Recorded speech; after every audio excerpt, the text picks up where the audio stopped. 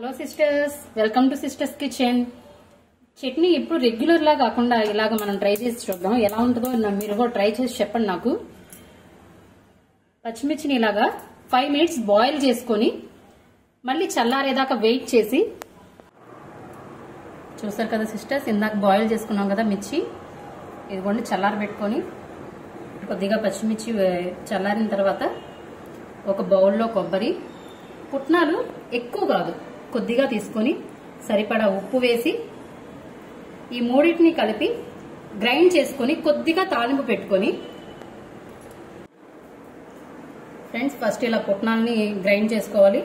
తర్వాత ఈ పచ్చిమిర్చి కొబ్బరి మెత్తగా నలిగేదాకా గ్రైండ్ చేసుకోవాలి.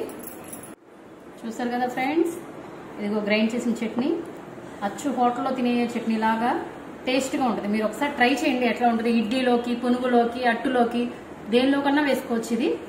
Thank you friends, thank you sisters.